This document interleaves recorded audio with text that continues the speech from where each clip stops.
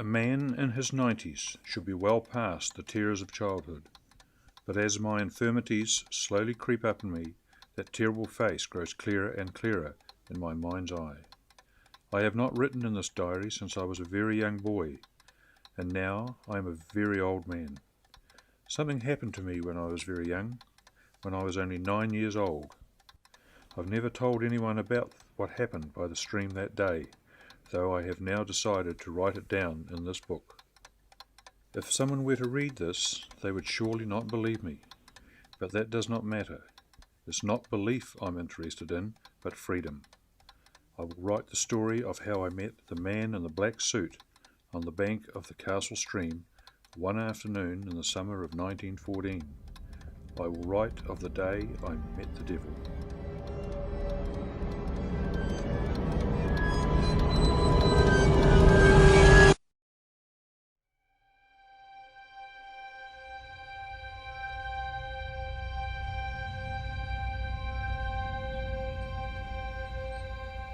This anecdote I am writing about happened on a Saturday. My father gave me a whole list of chores to do, including some that would have been Dan's if he'd still been alive. Dan was my only brother, and he died the summer before this tale is set.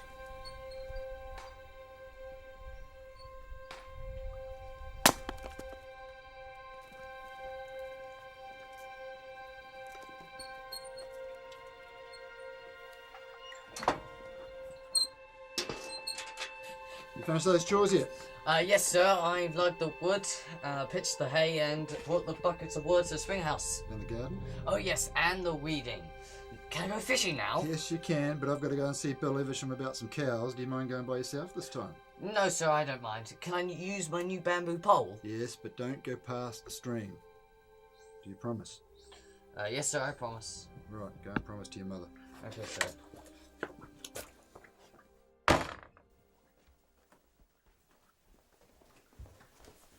Father says I can go fishing with my new pole. Oh, okay, dear. I promise not to go past the stream. No further. No further, ma'am. Thank you, Gary. Will you go get your things? Don't keep your father waiting. Aren't you going with him? No, I've got to see Bill Evesham about some cows for the field. He's only 9 years old. He's old enough, dear. He can look after himself. But what if something happens? He's not Dan. He's not Dan. Okay, well, don't be late, will you, Gary? No, ma'am. Gary? And I expect a basket full of fish when you get back. Yes, sir.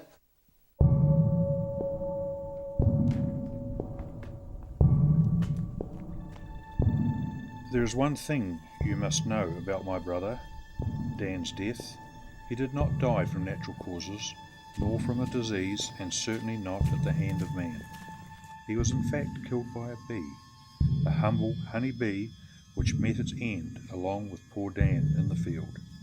Unknown to us, Dan had an allergy to its sting, and I remember my father's sob as he held Dan's body in his arms while he carried him back to the house. It was the only time I had heard my dad use the Saviour's name in vain.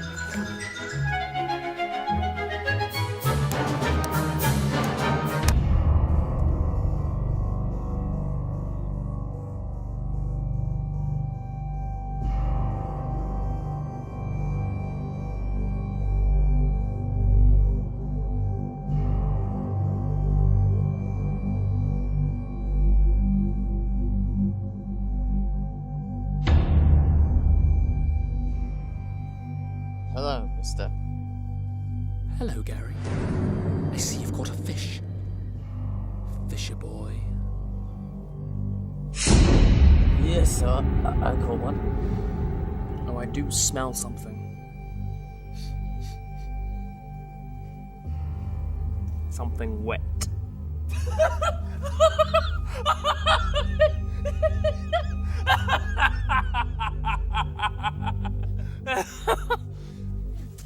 Sad news, Fisher boy.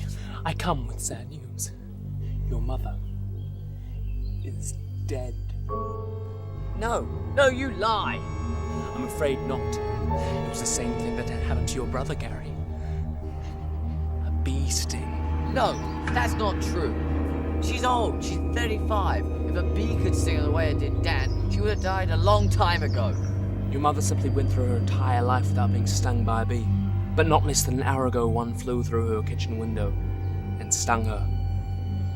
Her throat started to close up, and her eyes swelled like frogs. She wept, Fisher boy. Isn't that sweet? She wept as she died. I don't believe a word you're saying. You're a lying bastard. I knew he was the devil. I have never been more certain of anything in my entire life. His clothes, his hair, his rotting nails, all lingered with the stench of death. I knew he was the devil, and I believed every word he said. Then I realized I had called the devil a bastard. I'm starving. I'm going to kill you. I'm going to tear open your body and eat your guts, little Fisher boy. No, please, no. I'm just so hungry. And you wouldn't want to live without your precious mummy, would you, anyhow? Also, you'll go to heaven. Think of that. Murdered souls always go to heaven. So we'll both be doing God a favour this afternoon. Fisher boy. Fish.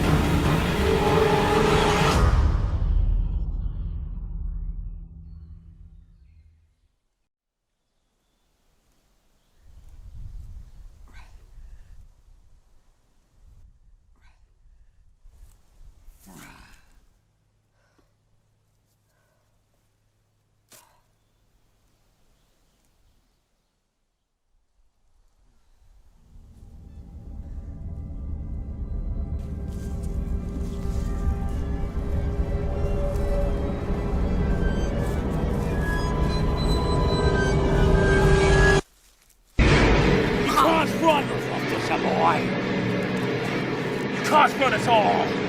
Leave me alone. It takes more than a little fishy to fill me up. Now where were we?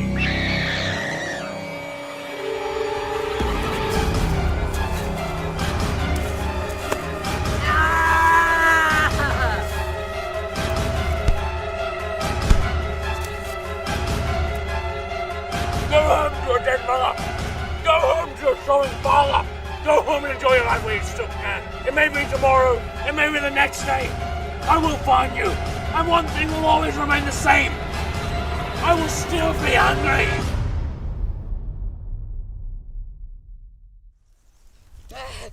Dad!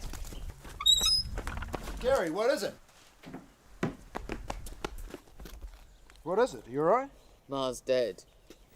I met a man in the woods and he told me Ma's dead. Gary, listen to me. Your mother's fine. I don't know who told you different, or what kind of a sick man would say such a thing. I've just been with her. She's fine. Gary? I don't know what I remember. Well, maybe it wasn't a man. Maybe you fell asleep while you were fishing down at the brook, and you had a dream. Just like you did last winter about Danny. It might have been a dream, I guess. I want to see Mother. I've got to see her with my own eyes. Yes, I suppose you do.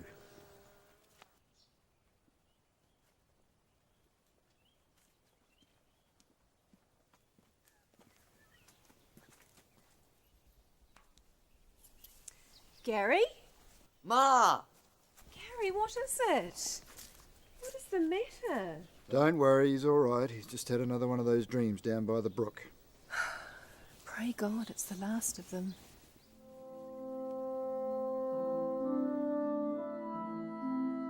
I remember meals I ate, games I played, boys I chummed with. Yet of all the memories, the one of the man in the black suit is the strongest and glows with its own spectral, haunted light. He was real, he was the devil, and after that day I was either his errand or his luck.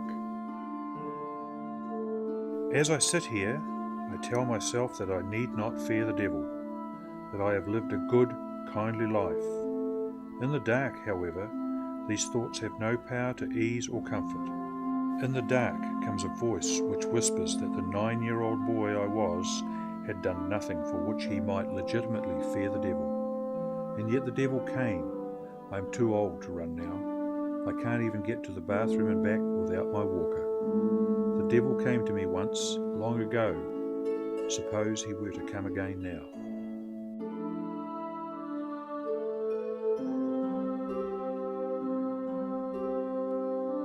Hello, little fisher boy.